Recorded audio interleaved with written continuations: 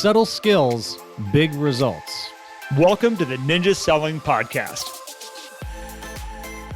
Welcome back, everybody, to the Ninja Selling Podcast. We have another great episode for you today. We have a guest today, and he's pretty spectacular. I think you're really going to enjoy this one. Before we dive into it, just a few quick reminders. If you have not discovered our Facebook community, which is now probably at the time of this being published, over 9,000 people in there, head over to facebook.com/group/the Ninja Selling Podcast and enjoy that community, because people ask questions, people share answers. There's a ton of collaboration going on in there. So great opportunities. And if you want to learn more about ninja selling or find an open installation, head over to ninjaselling.com. So with us today, happy to introduce Mark Gordon, who is the Chief Revenue Officer of Princeton Mortgage, and he is located here in Charleston, where I am. But Mark is an entrepreneur. He's not just another guy in the mortgage industry. He had started and founded his own mortgage company, Fortune Funding, back in 2011 and sold that before moving down here to Charleston. He's coached, he's taught, he's done pretty much everything that you would probably want in a person who's running a mortgage company, and he's seen a whole lot of things. So he's going to share a lot of great insights with us today. And he's also infused ninja into his company, which kind of a fun story there that I'm sure he'll share as we get started. So Mark, good morning. Thanks for joining us. Thank you so much for having me. I've done a bunch of interviews in the past, but this is the first time I've ever been on a podcast I actually listened to. So I think you guys are awesome, and I've been a big fan for a long time. Super excited. Well, thanks, Mark. And Garrett, good morning to you too, man. I thought you were going to leave me out. I'm like, I guess this is just Matt and Mark show today. Like, I'll let it ride, but I appreciate it. Yeah, we're just going to do it in Charleston here today. We'll leave California out of it. I'm a little jealous of the sun. Nobody can see it, but the sun is shining behind Mark. And I got this pasty white thing going on off my computer screen. I'm like, I'm a little jealous. It looks a little nice there. We haven't had sun in like 2 weeks. So this is pretty nice. Finally a breakthrough, right? Love it. Love it. Well, Mark, thanks for being on with us today. We've got a lot of fun stuff to talk about. What an amazing time to have this conversation with all the changes going on. And what is money doing right now? And how are people going to be able to make this world work for them in the purchase side? So again, you've got so much great information that I'm excited to kind of dive into today. So thank you for joining us. Absolutely. Looking forward to it. So Mark, why don't we start with your ninja story? Because I think it'll provide a good foundation and also maybe inspire some of the broker owners or other mortgage professionals out there, people leading teams, and how that you kind of discovered ninja and infused it into your company and train people and get them all excited. Thank you so much. Ninja's changed my life and changed our company, and everything that we do here, especially as a sales culture, is based around a lot of the stuff in Ninja. For me, my journey was I came up in call centers in the mortgage industry, started in 2005, worked my way up through that, started my own call center in 2011. And so I was used to having a culture where we were taking people from off the street, recent college graduates, people from other industries, teaching them how to do the job from the ground up, having a system. I believed in having a system and having a way. And that was why we were successful when we were in that business. At Princeton, we're very distributed retail focused, right? So we have branch offices, we have guys out in the field. And so the culture, by the way, when I had my call centers was not so much Wolf of Wall Street, like the movie fun part of it, but certainly it was definitely like whoever hangs up first loses kind of a deal, right? There was not a lot of relationships. It was transactional. It was convincing somebody to go with you today and moving that forward. So now I'm coming to Princeton. We're moving to the distributed retail space, and suddenly that transactional relationship isn't going to work. I need to learn and find a new way. I still want to have a way at Princeton. And people were very skeptical. They were like, you're not going to find outside loan officers to kind of have a way, but we didn't really have any loan officers. When I got to Princeton, the company's been around for a long time. We had one real loan officer and a couple other guys, and we were kind of putting it together from scratch. We had big dreams, but we needed kind of a way. And so I started reading all these different books, and true story, I got halfway through Ninja and I was like seriously considering quitting everything and becoming a realtor, because I was like, this is such a system, right? Such a like, hey, I can hand you this book, and if you do this stuff, you will succeed. And I so intuitively knew that if I did the stuff in the book, that it would work for me. I was blown away. And I was like, man, we need to do something like that for mortgages. And then I was like, well, maybe we shouldn't try to reinvent the wheel. Maybe we should just take this stuff. And so there were some things off the bat that I knew were going to be difficult. Like I knew getting outside loan officers to do their own 4x4s was going to, or 8x8s, I'm sorry, as you guys do them, was going to be really difficult. So I said, how do I automate that process on the mortgage side so that it can be a reward for loan officers who do their scorecards, who do their calendars, who can kind of incentivize the behaviors that we're looking for in the beginning as we got going to get people to buy in. And we had this one loan officer, career guy, Fred Lom, had been an above average loan officer, but just above average loan officer his entire career. And I got him to buy in. And it was hard because Fred's one of the hardest working people I know, but he doesn't like a lot of constraints. But he bought in, and his production went 400% increase. He became one of the top loan officers in New Jersey, started crushing it. And then that story that we had enabled us to get more people to buy in. And now, when people show up, they're coming for the system instead of us convincing them to use it. And so we took that ninja system and the culture of it and meaningful relationships, and we shifted our mindset to all those different things. And now twice a week, we get 90% attendance at our trainings, mindset, skill sets, habits, more money per hour work so you can enjoy the rest of your life. And we stole all that stuff from Larry and Ninja. It's the best stuff I've found in any industry when it comes to sales training. So, Mark, what I want to point out about that, which I think is really interesting, is I'll watch owners of companies that want to take Ninja and bring it in and make it part of their culture. And they'll get me on the phone and they're like, how can I get them to follow the plan? How can I get them to follow the plan? I'm like, all you need is one person to go all in. And if you can get one person to go all in, they're all going to sit back and go, how did they do that? So, by the way, well done with getting him to kind of lean into these systems, especially, and I'm going to call him an old dog like that, but when you're set in your ways and you have a plan that's working and you have a business that's working, sometimes that's really hard to get them to be like, hey, I want you to change everything up here. Like, check out what I got for you. So really well done with doing that. And he's probably one of the prime reasons, as you probably know already, why your company was able to make this, 90% showing up and following this plan. So well done, man. That's really awesome.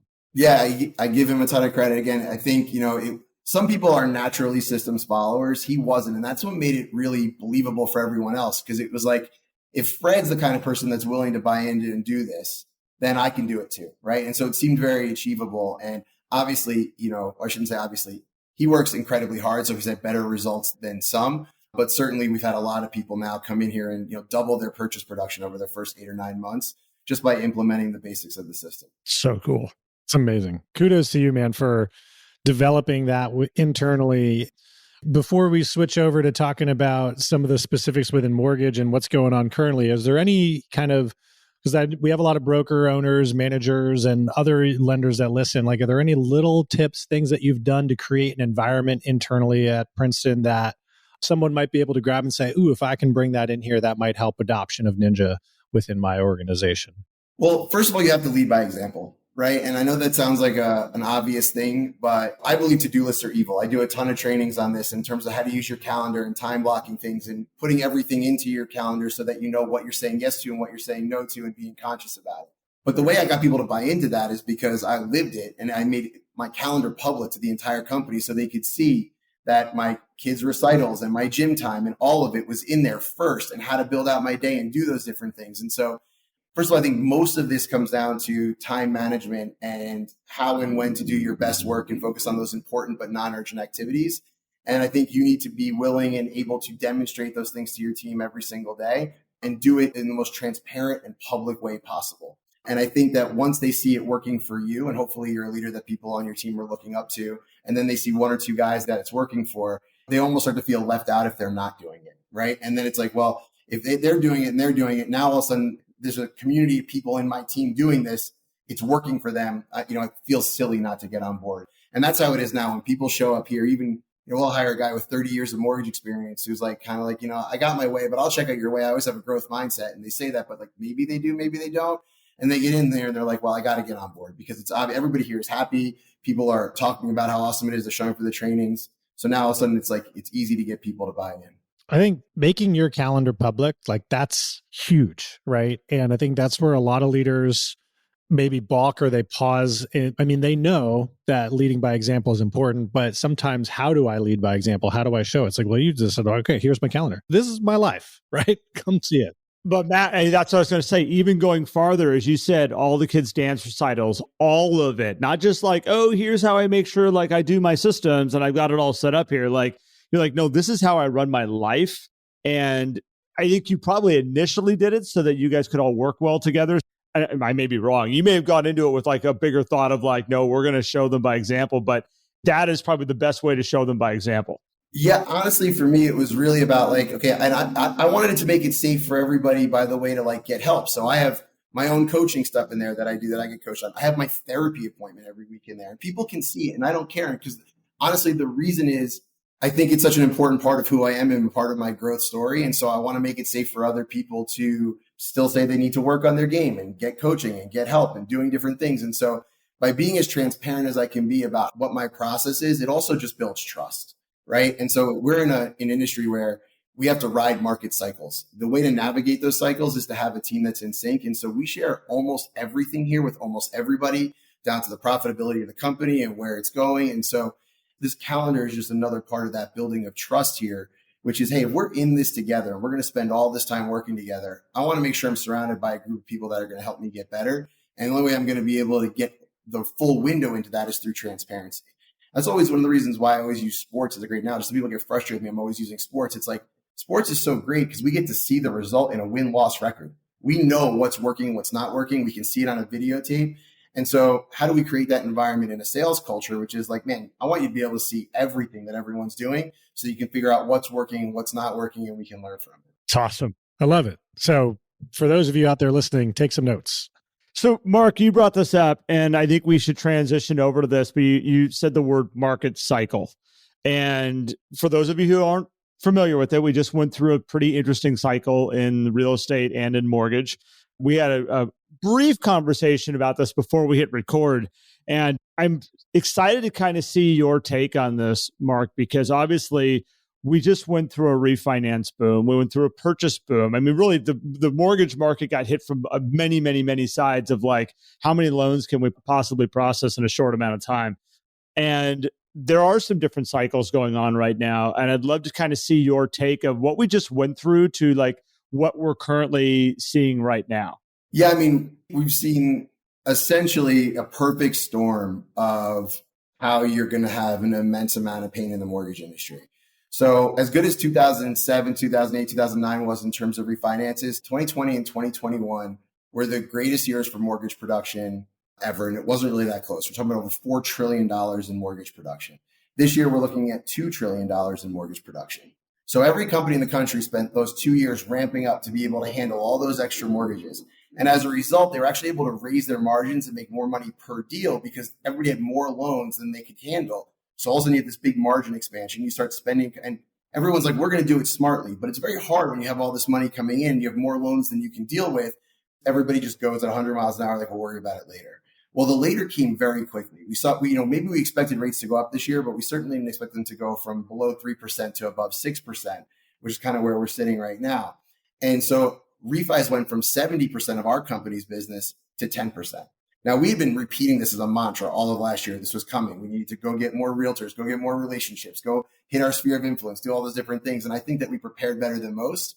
And we've actually been able to really increase our sales staff. We have loan officers joining from all over the country because kind of the word's getting out. But we're still down 10% over where we were last year. Other companies are down 50% or more in terms of production and 50% in terms of the margin or the money they make on each loan. And so you might have a company that did $100 million in revenue 2 years ago. That's going to do $25 million in revenue this year. And that's an impossible thing to navigate as a business owner. I don't think that's the exception. I think it's going to be the rule. And one of the predictions I've been making kind of privately, and I'm afraid to say it publicly because, I made it with egg on my face. Don't worry. This is a safe environment, Mark. You're good. Yeah, listen, predictions are like that. But I think, I wouldn't be surprised if of the top 200 mortgage companies in the country, you saw one go out of business or get acquired every week between now and the end of Q1. That's a big statement, but I think the numbers are worse than anyone is currently letting on internally. Again, we run a transparent company here, so we have to answer to our team about all the decisions we make every single month, where we're at, all those different things. By the way, that leads to some very different decision making as a leadership team, and that's by design, right? You have to go out and you have to be able to justify your decisions to the team and really teach every employee how the business works, which is a huge part of our culture here as well. And so as we navigate those things, first of all, a lot of mortgage company owners are in late 50s, early 60s. They just made a ton of money. They're going to be looking to get out of the game. Do I want to go through this navigating this market cycle again? Same thing as a lot of loan officers who may not want to go through that. And really, we're going to need half the people who are working in the industry to do those $4 trillion loans, probably going to need to end up working somewhere else before we see a balance if we're only going to do $2 trillion. And that's the reality of where we're at in the market. So even though the purchase side is down 20% or whatever it is in certain markets, the refi side is down 90%. What's amazing, though, what you have built is you'd said you flipped from 70% refinances to 10%, but you're only down 10% overall, which is incredible, right? Because you prepared for it, you saw it coming, whereas a lot of other mortgage companies, maybe they saw it but didn't prepare. They just figured, oh, we'll just go through the cycle. A lot of publicly traded companies will just, try to maximize profits and we'll do the layoffs. That's what will happen, which leads to headlines, right? That say, hey, mortgage companies failing. And if your prediction comes true too, that's going to be more headlines that are going to get people going, well, what's happening in the real estate market? And so for realtors who see this stuff, what should they be paying attention to? How do they connect with this and understand this so that when their clients say, well, Garrett, mortgage companies are laying off their entire staff, they're going out of business, that means the real estate market's fallen apart. So how do you answer those types of comments and questions, Mark? Yeah, listen, I think there's a couple different ways. The first thing I would say is that if you go back and look at any previous market cycles, mortgage companies struggling and go out of business was probably the best time to go buy houses, right? That may or may not be the case right now in this market, but I don't think there's any correlation between, hey, this is a rough year for mortgage companies and hey, this is a good time to go out and buy real estate. I think they're very separate things. I think the things that impact the mortgage market are sort of just unrelated, especially because we have this whole other category of refinance, which has nothing to do with, very little, I would say, to do in general with just how many people are buying homes or the overall health of the purchase market.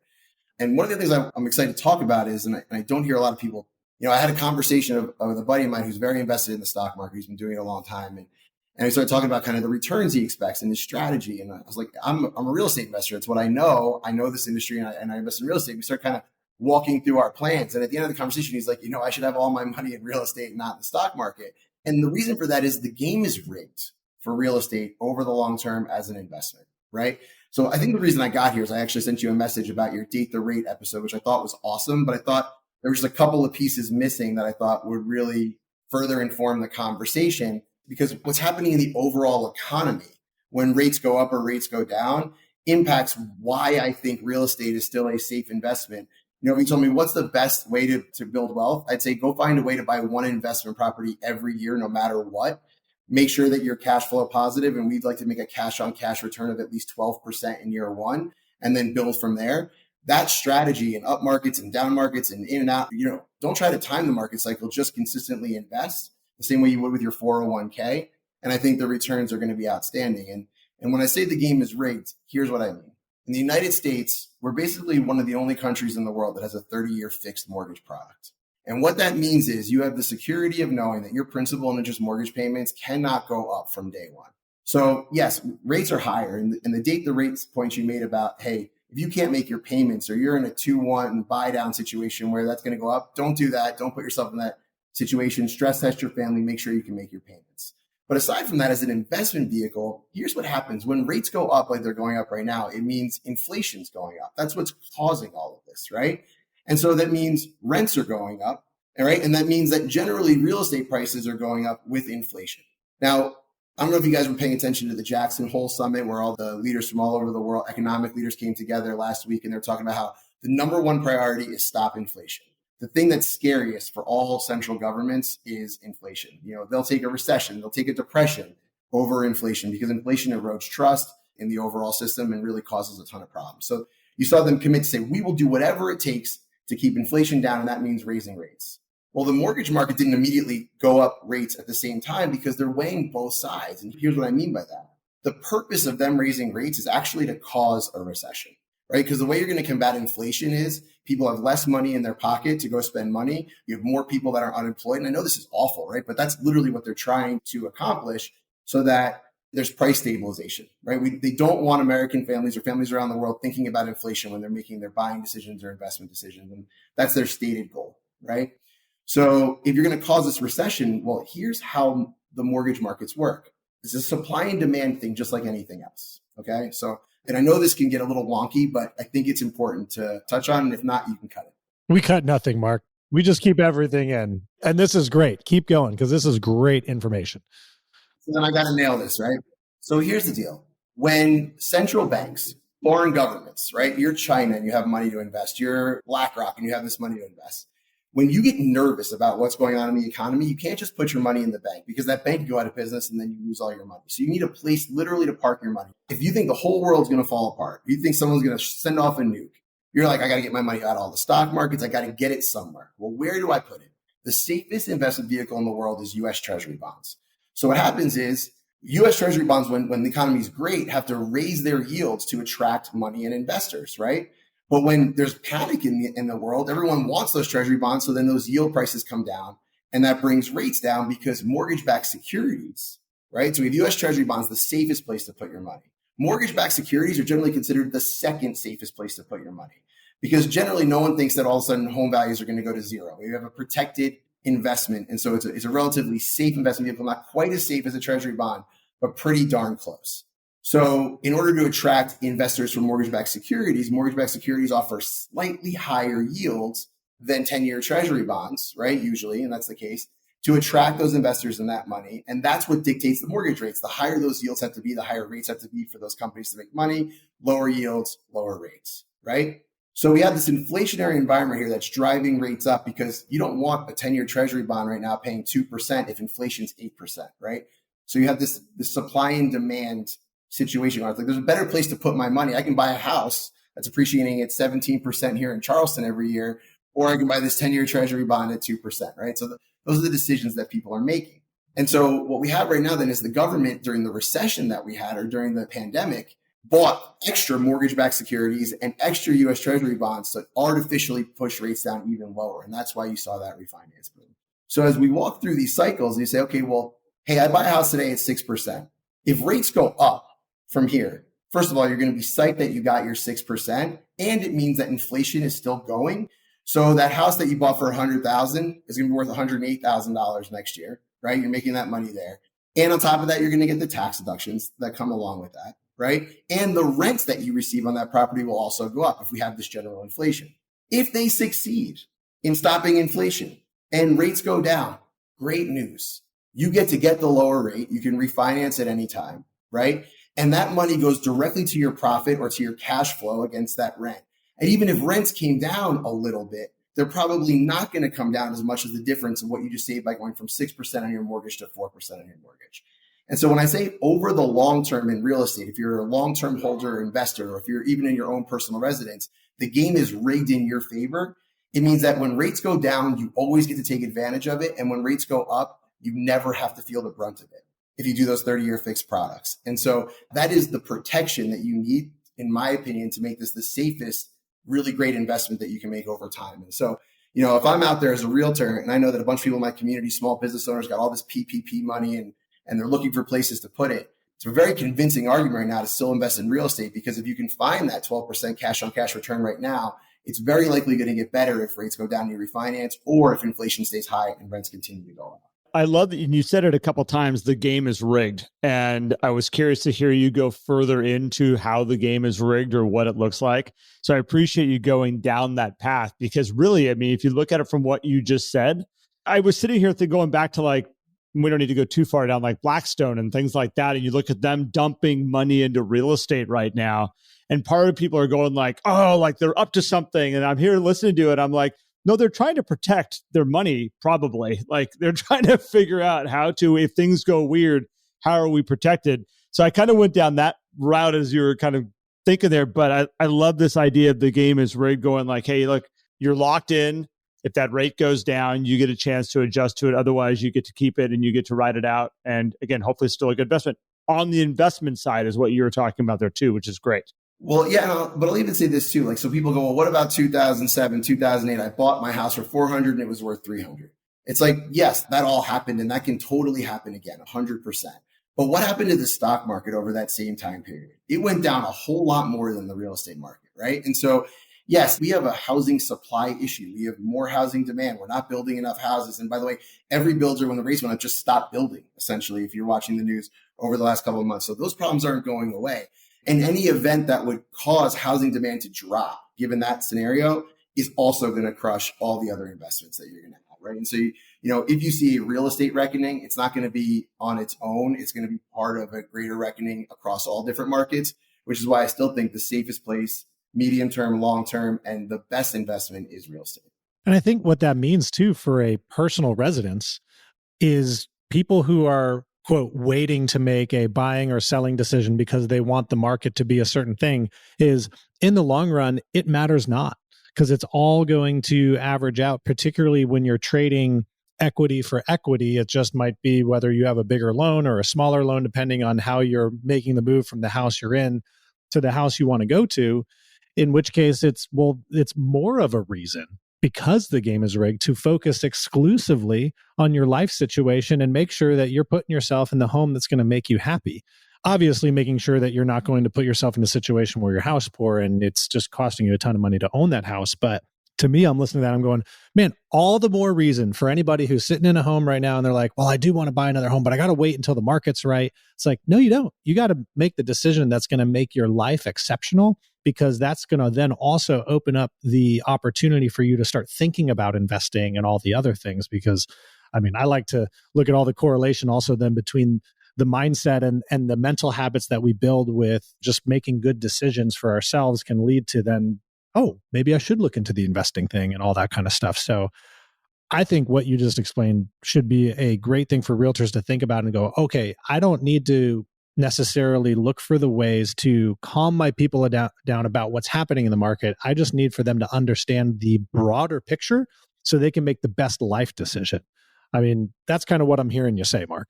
Yeah. And again, it's getting to know your clients, their individual situation, and what's really important to them, working with a loan officer that's going to help you figure out what they can afford and not putting themselves in a bad situation. But at the end of the day, I don't think there's a lot of people who bought and held real estate for 20 years and then regret it. Like, that's just not what we see over time, right? And so what we see is like what makes more millionaires than anything else in this country. And by the way, because of what's happened since the pandemic, 1 in 11 American adults right now is a millionaire in terms of their total assets. And most of those got there through real estate, right? And so when you think about it that way and you have that conversation that way, I think it can change perspective, And so, yes, do you wish you'd bought the house a year ago or 2 years ago? Of course, but assuming your time machine is as broken as mine, this is just as good a time to get in as any. One of the most wealthy people I know, he had a program in real estate that if he couldn't sell your house, he'd buy the house. And of course, he'd always list in an area that he's like, okay, I'm willing to buy it for that if that's what really would go down. And he said, I was so busy with real estate. It was a really well-functioning business. He goes, I would all of a sudden not sell a house. I'd have to like eat my words and be like, fine, here, I'll buy it, put it on a loan, get the property off their hands. He would continue doing business. He goes, my intention was always to sell it myself. He goes, and it was just easier to stick a renter into it. Because I'd stick a renter into it, I'd go back to selling real estate. And he goes, and all of a sudden I look back and he goes, I've got this massive empire of real estate. Accidentally stepped into it. But you're right, over long term, like holding onto a property, let's say for 20 years and just keeping renters in it and just keeping them going is not a bad model to follow. I don't know anybody that's ever worked out the opposite for. So with this thought then of like, okay, real estate's got to be the place for first-time home buyers, right? Mark, what do realtors and any consumers need to know about also the products that can help them get into real estate? Because now with prices being higher than ever, we need to have higher down payments. So we need to find different creative ways to purchase that first property, right? So how do you look at that in terms of the products that y'all offer and that you see out there, and how can we help people own more real estate? Yeah, well, I mean, so the first thing is that each individual area, right, and metropolitan area, whether city area or even in rural areas, different counties, different cities, different states, all have their own programs to help people get into houses. And they all work kind of differently. You'd actually be shocked by how the uniqueness of some of those programs. Sometimes it's grant programs. Sometimes it's second mortgages that are forgiven or a certain period of time. Sometimes it's just down payment assistance that comes directly from the government. All of it, it's funny. There's 2 ways that I see to kind of learn about this if you're a realtor. And by the way, you should become an expert in this stuff because it will help you see opportunities that you can't see if you don't know the stuff. So if you're relying on your really good loan officer to just know this stuff when you send somebody over, it's not just that they can be great and they can do a really good job with that, but you will not open your mind to see all the opportunities that are in front of you if you are aware of those things. Suddenly that person who's like, I'm not interested in buying real estate, is now a different conversation. You're like, well, why aren't you interested? And suddenly it's like, now you have a solution. That's going to be the difference in your real estate business and how people see you as an expert. So 2 ways to dive in. One is Google is still your friend. A lot of my sales guys get mad at me because they ask me questions. I'm like, did you Google it first? The answers are there.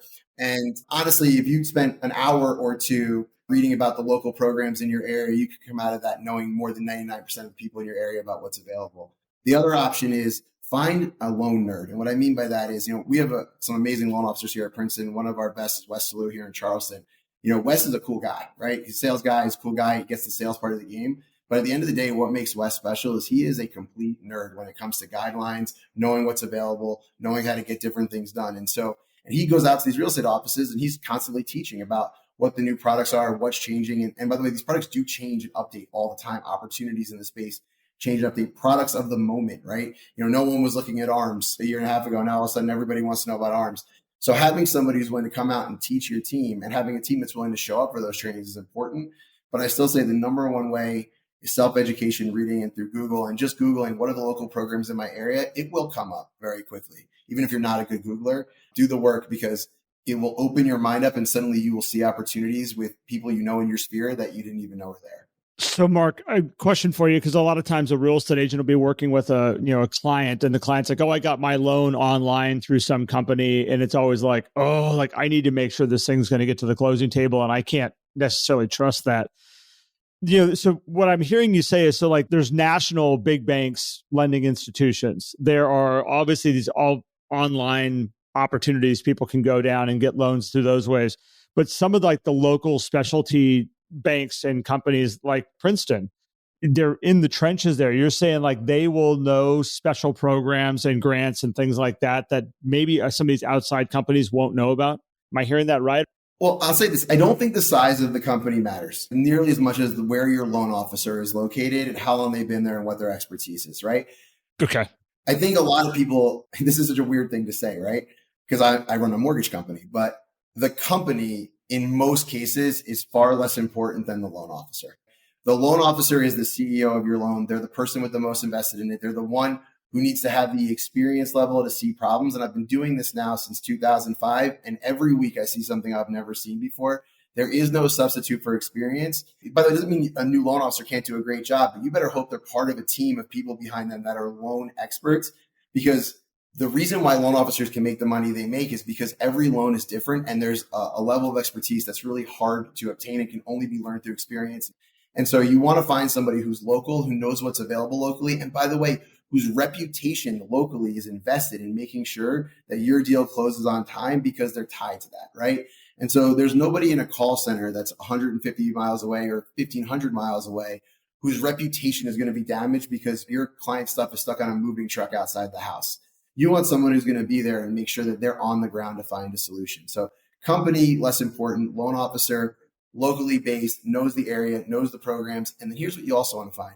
Somebody who has, we talk about with doctors, good bedside manner. I think that's somewhat overrated in loan officers. Like you want to find the loan officer that's like the surgeon that comes in and is like, tell me what hurts. And I'm going to tell you what the best program is because I know all of them and I've been doing this forever. You don't want someone who's like, hey, here's 3 options. You pick one. You want someone who's going to ask all the questions to get to know your client in a real way and say, if I was you, this is what I would do. And that's the loan officer you're looking for, the one that's like, listen, I've asked you all the questions. I now have a really firm idea of what's important to you, what you're looking to do, your financial situation. Here's where you should be looking. Here's how you should be taking advantage of the program. Here's the bond program that you should be getting through the state. That's what I'm looking for from top loan officers is you want the doctor that's going to get all the information and make a solid recommendation, not the doctor that's going to be like, well, I've had patients go a bunch of different ways. It's up to you. Like, that's not what I want from my doctor. It's not what I want from my loan officer. Awesome. Love that.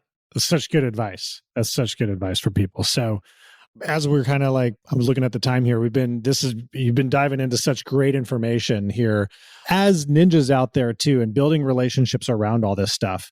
How do you see loan officers and realtors kind of using all this information as well to stay in flow with their people, right? What are the ways that is this realtors connecting with loan officers to do annual mortgage reviews on top of real estate reviews? Like, how do you see all this information that you shared being used in a proactive way so that not only can we keep people informed out there, but also build strong relationships? Yeah, I mean, becoming the trusted advisor in whatever your sphere is, whether you're a loan officer and that's realtors, or realtors with the people that you connect with on a regular basis because you're having information to provide, to me is what a lot, and not everybody, and everybody's got different buying preferences, but most buyers, and certainly me, when I'm evaluating, if I'm going to work with somebody, is that I think that they are an expert in this field and they're going to be able to provide value to that relationship by teaching me and explaining things to me.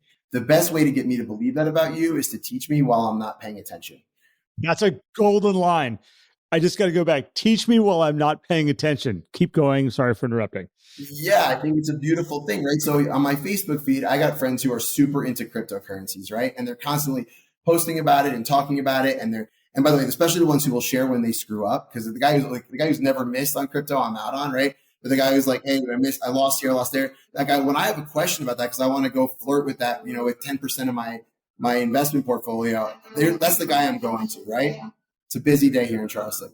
The same thing applies with your realtor or your law officer. I know a million realtors. I know most of the top realtors here in Charleston. I'm part of these different things.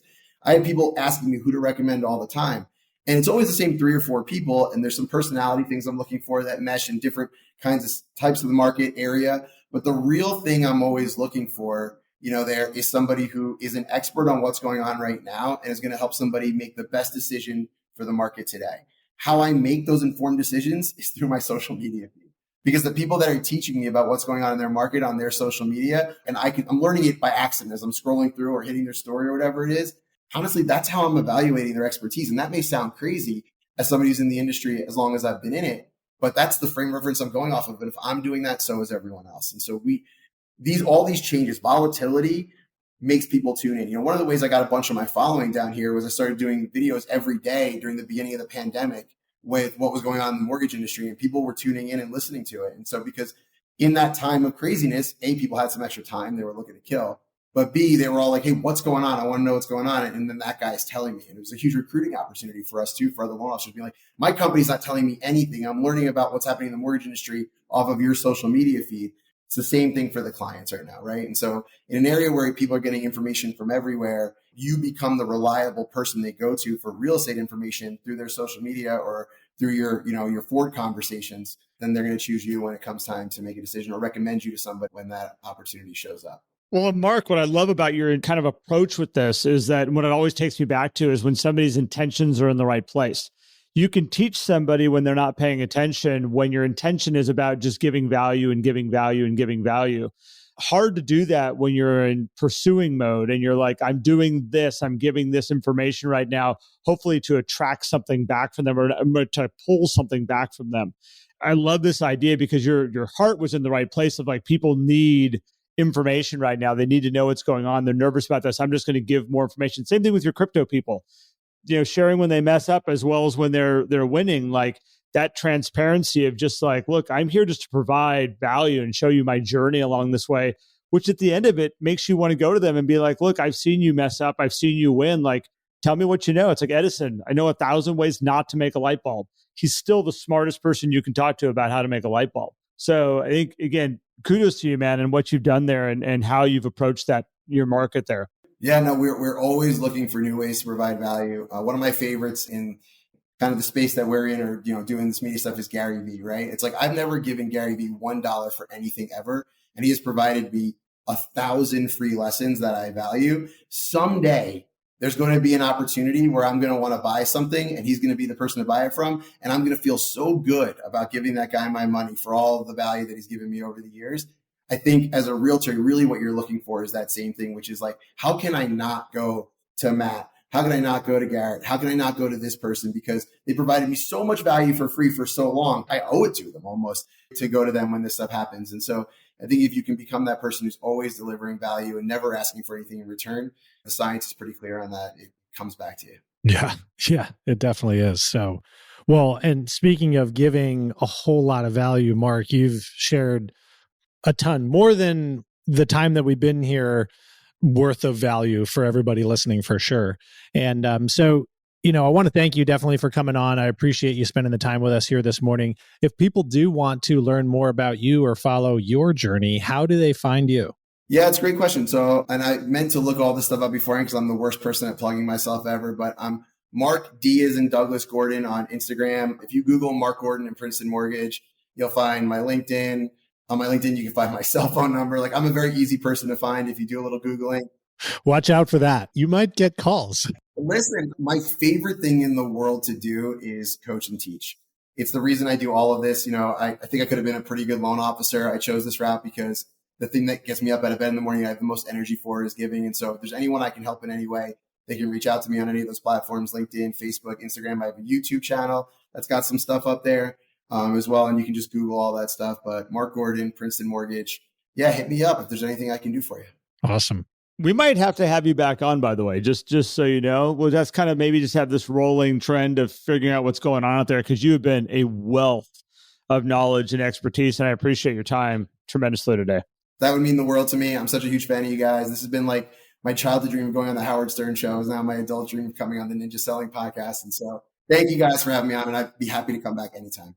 Well, thank you, Mark, for listening and for sharing the podcast too. I know you share it with your team and stuff. So I want to thank you so much for that, because that's helped us grow too. So we really appreciate you. Well, to kind of wrap this episode, Mark, thank you. Matt, thank you as always. If you want to check out what we've got going on in Ninja Selling, learning more about mortgage installations, regular real estate installations, we have all that online on ninjaselling.com. You can follow us through Facebook, through the Ninja Selling podcast community, which we will be there. And, there we go. Yeah, that's right. It sounded different in my head as I said it. I was like, that's not right. I appreciate everybody who's listening. You make this all worthwhile. I've been getting some wonderful handwritten notes, people reaching out about how much they appreciate what we're up to. And I just want to say thank you. It means the world. We used to read them all the time when we would get them, and it kind of turned into something where it's like we could spend an entire episode maybe reading handwritten thank you notes from all of you out there. So just want to let you know, those are not noticed. They're extremely powerful, and we love them. And so, Mark, thank you again. Matt, thank you. Till next time, we'll be back. Take care, everybody. If you enjoyed today's episode and would like more, visit us at theninjasellingpodcast.com. There you will also find links for more information about ninja selling and coaching. Have an incredible day.